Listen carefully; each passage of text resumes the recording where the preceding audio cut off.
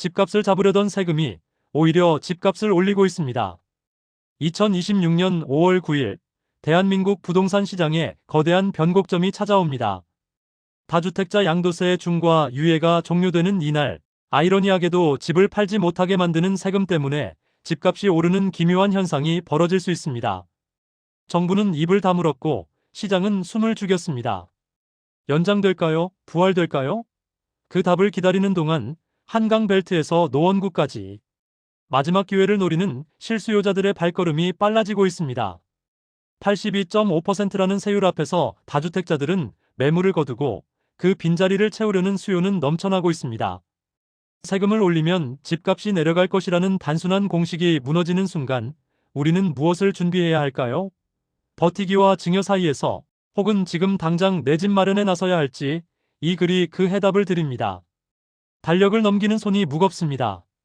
2026년 5월 9일 이 날짜가 대한민국 다주택자들의 운명을 가를 D-Day입니다. 현재 유예 중인 양도소득세 중과세율이 이날을 기점으로 부활할 가능성이 높아지고 있습니다. 2022년 5월 윤석열 정부는 부동산 시장 정상화를 명목으로 다주택자 양도세 중과를 한시적으로 유예했습니다. 매물을 시장에 내놓게 해서 공급을 늘리겠다는 취지였죠. 그리고 4년이 흐른 지금 그 유예 기간이 막바지에 다다랐습니다. 문제는 정부가 연장 여부에 대해 명확한 입장을 밝히지 않고 있다는 점입니다. 기획재정부는 검토 중이라는 답변만 되풀이하고 국토교통부는 시장 상황을 지켜보겠다며 말을 아끼고 있습니다.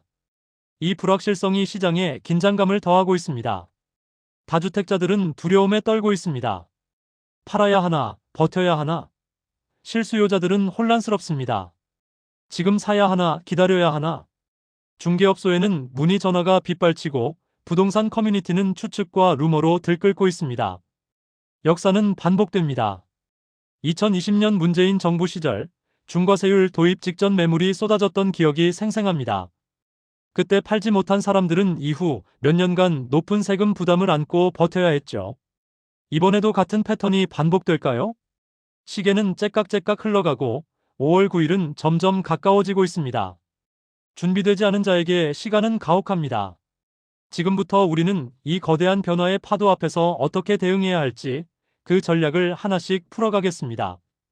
부동산을 둘러싼 세금은 크게 세 단계로 나뉩니다.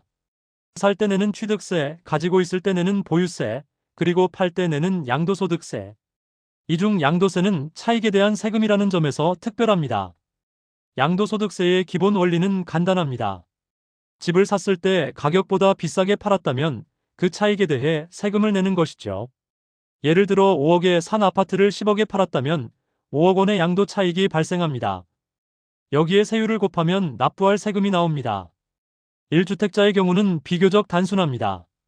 기본 세율 6에서 45%가 누진적으로 적용되며 2년 이상 보유하고 거주 요건을 충족하면 최대 12억 원 2024년 기준까지 비과세 혜택을 받을 수 있습니다. 실제로 대부분의 1주택자는 양도세를 거의 내지 않거나 내더라도 부담이 크지 않습니다. 그러나 다주택자는 이야기가 완전히 달라집니다. 여기에 중과세율이라는 복병이 등장하기 때문입니다. 2주택자는 기본 세율의 20%포인트가, 3주택 이상은 30%포인트가 추가됩니다. 기본 최고세율 45%에 30%포인트를 더하면 75%가 되고 여기에 지방소득세 7.5%를 합하면 최대 82.5%라는 천문학적 세율에 도달합니다. 이 중과세율의 본질은 무엇일까요? 표면적으로는 부동산을 통한 불로소득 환수입니다. 집값이 오르면서 생긴 차익은 개인의 노력보다는 사회적 요인이 크므로 국가가 상당 부분 환수해야 한다는 논리입니다. 하지만 이면에는 또 다른 의도가 숨어 있습니다. 바로 매물 유도입니다. 높은 세금 부담을 견디지 못한 다주택자들이 집을 내놓으면 시장의 공급이 늘어나 집값이 안정될 것이라는 기대입니다. 과연 이 시나리오는 현실에서 작동했을까요? 그 답은 다음 장에서 확인하시죠. 82.5%라는 숫자를 천천히 읽어보세요. 82.5%. 이것은 단순한 숫자가 아닙니다. 당신이 땀 흘려번 돈의 10억 중 8억 2,500만 원을 국가에 내야 한다는 의미입니다. 손에 쥐는 돈은 고작 1억 7,500만 원입니다. 2020년 7월 문재인 정부는 70부동산 대책을 통해 이 충격적인 세율을 도입했습니다. 당시 서울 집값이 폭등하자 정부는 강력한 조치가 필요하다고 판단했습니다. 다주택자를 투기 세력으로 규정하고 징벌적 수준의 세금을 부과한 것이죠. 구체적으로 살펴보겠습니다. 기본 양도세율은 과세표준 양도 차익에서 각종 공제를 뺀 금액에 따라 6%에서 45%까지 8단계로 나뉩니다. 3억 이하는 6%, 5억 이하는 15%, 이런 식으로 올라가서 10억 원을 넘으면 최고세율 45%가 적용됩니다. 여기에 중과가 더해집니다. 2주택자는 20%포인트 추가, 3주택 이상은 30%포인트 추가입니다. 즉, 3주택자가 10억 원 이상의 차익을 본 경우 45%, 30%, 75%의 국세가 부과됩니다. 그리고 여기에 지방소득세 10% 국세의 10%가 붙으면 최종적으로 82.5%가 됩니다. 계산해 보겠습니다. 양도 차익이 정확히 10억 원이라면 국세 7억 5천만 원, 지방세 7,500만 원, 합계 8억 2,500만 원을 내야 합니다. 손에 남는 돈은 1억 7,500만 원. 10억을 벌었는데 1억 7천만 원만 가져가는 겁니다. 이게 말이 되나요? 다주택자들의 분노는 당연했습니다. 아무리 부동산 투기를 막는다는 명분이 있어도 수익의 80% 이상을 세금으로 가져가는 것은 과도하다는 목소리가 높았습니다. 헌법소원까지 제기되었지만 헌법재판소는 공공복리를 위한 정당한 조세라며 합헌 결정을 내렸습니다. 그리고 2022년 5월 정권이 바뀌면서 이 중과세율이 유예되었습니다. 하지만 폐지가 아닌 유예였다는 점을 기억해야 합니다. 언제든 다시 살아날 수 있는 잠자는 괴물이었던 것이죠. 그리고 지금 그 괴물이 깨어날 시간이 다가오고 있습니다. 아이러니가 여기서 시작됩니다. 다주택자에게 높은 세금을 부과하면 집을 팔 것이고 매물이 늘어나면 집값이 내려갈 것이라는 정부의 시나리오. 그런데 현실은 정반대로 흘러갔습니다. 국가가 내 수익의 80%를 가져간다면 차라리 안 팔겠다. 다주택자들의 선택은 명확했습니다. 매물을 걷어들인 것입니다. 세금 폭탄을 맞느니 버티면서 임대 수익이라도 챙기겠다는 전략이었죠. 경제학에서는 이를 조세 저항이라고 부릅니다. 세율이 일정 수준을 넘어서면 오히려 세수가 줄어드는 현상, 이른바 라퍼 곡선의 정점을 넘어선 것입니다. 사람들이 거래 자체를 포기하기 때문입니다.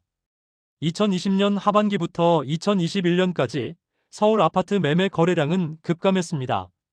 한국부동산원 통계에 따르면 2020년 월평균 거래량 대비 2021년 거래량은 30% 이상 감소했습니다. 특히 강남 3구 등 고가 주택 밀집 지역의 거래 절벽은 심각했습니다. 매물이 사라지자 어떤 일이 벌어졌을까요? 수요는 그대로인데 공급이 줄어들었으니 경제학 교과서대로 가격이 올랐습니다. 2020년 7월 중과세율 도입 이후에도 서울 아파트 가격은 계속 상승했고 2021년에는 역대 최고치를 경신했습니다. 더 아이러니한 것은 동업자 국가 현상입니다. 집값이 10억에서 15억으로 올랐다고 가정해 봅시다. 5억 원의 차익이 생겼는데 중과세율로 4억 원 이상을 세금으로 내야 합니다. 그렇다면 집주인이 실제로 손에 쥐는 돈은 겨우 1억 원도 안 됩니다. 국가가 80%의 지분을 가진 동업자인 셈인데 왜 나만 대출 이자와 관리비를 내야 하나? 다주택자들의 불만은 이런 식으로 표출됩니다. 수익은 나누는데 비용과 리스크는 혼자 떠안는 구조, 이것이 과연 공정한가라는 질문입니다. 결국 정부의 의도와 달리 중과세율은 매물 공급을 늘리는 대신 시장을 얼려버렸습니다. 그리고 2022년 유예 조치 이후에야 거래량이 조금씩 살아나기 시작했습니다. 만약 5월 9일 이후 중과가 다시 부활한다면 역사는 또다시 반복될 가능성이 높습니다. 숫자로 직접 확인해야 실감이 납니다. 구체적인 사례를 통해 중과세율의 충격을 계산해 보겠습니다. 사례 서울 강남구 아파트 세 채 보유자. A아파트 2015년 8억 매입 2026년 15억 매도 차익 7억. B아파트 2017년 10억 매입 2026년 20억 매도 차익 10억. C아파트 2018년 12억 매입 보유 중. 총 양도 차익 17억 원 가정 취득가액 대비. 먼저 유예기간 중 8경우를 계산해 보겠습니다. 3주택자이지만 중과가 유예되었으므로 기본 세율만 적용됩니다. 양도차익 17억 원에 대한 기본 누진세율 적용 시 대략 45% 수준의 세율이 적용되어 국세 약 7억 6,500만 원, 지방세 약 7,650만 원, 총 8억 3,150만 원 정도의 세금이 나옵니다. 실수령액은 약 8억 6,850만 원입니다. 하지만 중과가 부활하면 이야기가 완전히 달라집니다. 3주택자이므로 기본세율 45%에 30%포인트가 추가되어 75%의 국세율이 적용됩니다. 17억 원의 75%는 12억 7,500만 원, 여기에 지방소득세 1억 2,750만 원을 더하면 총 세액이 14억 250만 원에 달합니다. 실수령액은 고작 2억 9,750만 원입니다. 차이를 비교해 보겠습니다. 유예기간에는 약 8억 7천만 원을 손에 쥐지만 중과 부활 후에는 약 3억 원만 남습니다. 무려 5억 7천만 원의 차이입니다. 같은 집을 같은 가격에 팔아도 시기에 따라 5억 7천만 원이 달라지는 것입니다. 이를 세율로 환산하면 더욱 극명합니다. 유예기간에는 실효세율 약 49%, 8.3억 17억, 중과 시에는 실효세율 약 82.5% 14억 17억. 같은 거래인데 세금이 2배 가까이 차이 나는 겁니다. 15억을 남겼는데 11억이 세금이라고요? 실제로 이런 상황이 벌어집니다. 서울 강남권 다주택자들에게는 이것이 현실입니다.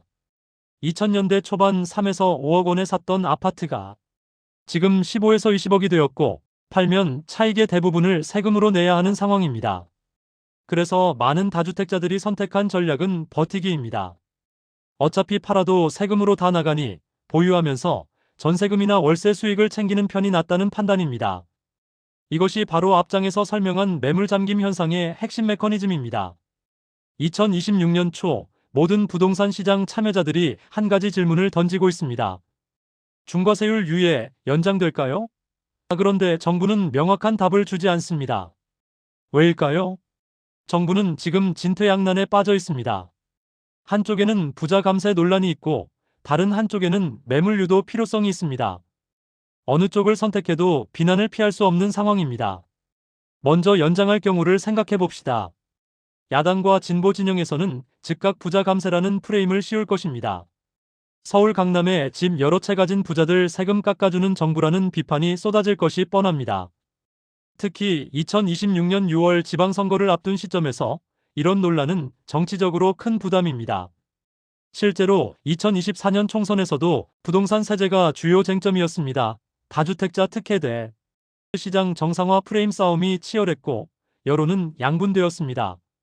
서울과 수도권 유권자들은 비교적 유예 연장에 호의적이었지만 지방 유권자들은 우리와 상관없는 서울 부자들 이야기라며 냉담했습니다. 반대로 유예를 종료하고 중과를 부활시키면 어떨까요? 이번에는 다주택자들의 거센 조세 저항에 직면합니다. 국가가 수익의 80%를 가져가는데 누가 팔겠느냐는 반발과 함께 매물은 다시 사라질 것입니다. 그리고 매물 절벽은 곧 공급 부족으로 이어지고 집값 상승 압력으로 작용합니다. 정부가 꾸준히 강조해온 공급 확대를 통한 시장 안정화 정책과 정면으로 배치되는 것이죠. 집값이 오르면 다시 부동산 대책 실패 비판을 받게 됩니다. 더 큰 복병은 증여 러시 가능성입니다. 양도세 82.5%를 내느니 차라리 자녀에게 증여하고 증여세 50%를 내는 편이 낫다는 계산이 나옵니다. 실제로 2020년에서 2021년 중과세율 시행 기간에 부모 자녀 간 부동산 증여가 급증했습니다. 증여가 늘어나면 세대 간 부의 대물림이 가속화됩니다. 금수저는 세금도 적게 내고 부동산도 물려받는다는 불평등 논란이 터져나옵니다. 정부로서는 이것도 부담스러운 시나리오입니다. 결국 정부는 일단 지켜보자는 입장을 고수하고 있습니다. 시장 반응을 살피고 여론 추이를 관찰하고 선거 결과를 보고 나서 결정하겠다는 것이죠. 하지만 이런 불확실성 자체가 시장을 교란시킨다는 점을 정부는 간과하고 있습니다. 불확실성은 공포를 낳고 공포는 과잉 반응을 유발합니다. 중과가 부활하기 전에 지금이라도 사야 한다는 심리가 확산되면서 오히려 집값 상승을 부추기는 역설이 벌어지고 있습니다. 다음 장에서는 이런 심리가 시장에서 어떻게 나타나는지 살펴보겠습니다. 부동산 시장에는 독특한 현상이 있습니다. 바로 물이 높은 곳에서 낮은 곳으로 흐르듯 가격 상승도 고가 지역에서 저가 지역으로 번진다는 것입니다. 2025년 말부터 2026년 초 이 패턴이 선명하게 드러나고 있습니다. 먼저 한강 조망권 아파트들이 움직였습니다. 용산 한강변, 압구정, 반포 등 이른바 한강벨트의 초고가 아파트들이 거래가 기록을 갈아치우기 시작했습니다. 나인원 한남, 아크로리버파크, 반포자이 등에서 40억, 50억 원대 거래가 속출했습니다. 왜 최상급 지역부터 오를까요? 답은 자금력에 있습니다. 중과 부활 가능성이 거론되자 현금 동원력이 큰 초고액 자산가들이 먼저 움직인 것입니다. 어차피 살 집인데 중과 부활 전에 사자는 판단이었죠. 게다가 강남 핵심 지역은 공급 자체가 제한적이라 지금 아니면 기회가 없다는 희소성 프리미엄도 작용했습니다. 이런 상급지 상승이 확인되자 시장에 신호가 퍼졌습니다. 부동산 상승기가 온다. 그러자 한 단계 아래 지역으로 수요가 이동하기 시작했습니다. 송파, 강동, 서초 비안강권 등으로 물결이 번졌습니다. 30에서 40억 원대가 부담스러운 수요자들이 20억 원대 물건을 찾기 시작한 것이죠. 그리고 2026년 1월부터는 확실히 다른 양상이 나타났습니다. 노원구가 들썩이기 시작한 것입니다. 특히 미미삼미아, 미아뉴타운, 삼양과 상계역 일대 재건축 단지들이 급등세를 보였습니다. 노원구 상계주공 1단지 재건축 아파트는 전년 대비 10% 이상 상승했고 중계동 은행 사거리 일대도 비슷한 흐름을 보였습니다. 전세가 5억 원대였던 아파트가 어느새 6억 원을 넘어서고 매매가도 10억 원에 육박하는 단지들이 속출했습니다. 노원구까지 올랐다는 것은 상승 사이클이 본격화되었다는 신호입니다. 부동산 전문가들의 분석입니다. 강남에서 시작된 상승 파도가 강북까지 넘어온 것이죠. 이른바 풍선 효과입니다. 한쪽을 누르면 다른 쪽이 부푸는 현상입니다. 왜 노원구일까요? 몇 가지 이유가 있습니다. 첫째, 상대적 저평가입니다. 강남 아파트가 평당 1억 원을 넘는 상황에서 노원구는 평당 3천에서 4천만 원 수준입니다. 같은 서울인데 이 가격 차이는 과하다는 인식이 확산되었습니다. 둘째, 교통 인프라입니다. 7호선, 4호선이 지나고 GTX-C 노선 예정지도 포함되어 있습니다. 10년 후를 보고 산다는 실수요자들에게 노원구는 매력적인 선택지입니다. 셋째, 신축 및 재건축 물량입니다. 상계주공 재건축이 진행 중이고 곳곳에 신축 아파트가 들어서고 있습니다. 낡은 구축 아파트 대신 새 아파트에 살고 싶은 수요가 몰리는 것이죠. 중개업소 앞에는 번호표를 뽑는 사람들이 줄을 섭니다. 오늘 나온 매물 있나요? 어제 나온 그 집 아직 안 팔렸나요? 조급함이 역력합니다. 이들은 강남을 포기한 사람들이 아닙니다. 자신의 자금력에 맞는 현실적인 선택을 하는 실수요자들입니다. 강남은 40억, 나는 10억. 그렇다면 노원구가 내 번호표다. 이것이 2026년 초 서울 부동산 시장의 냉정한 현실입니다. 그리고 이런 키 맞추기 현상은 앞으로도 계속될 전망입니다. 모든 경제 주체는 합리적 선택을 합니다. 다주택자들도 마찬가지입니다. 5월 9일 이후 중과세율이 부활한다면 그들은 크게 두 가지 선택지 중 하나를 고를 것입니다. 버티기 아니면 증여입니다. 팔아봤자 세금으로 다 나간다면 차라리 안 판다. 가장 많은 다주택자들이 선택할 전략입니다.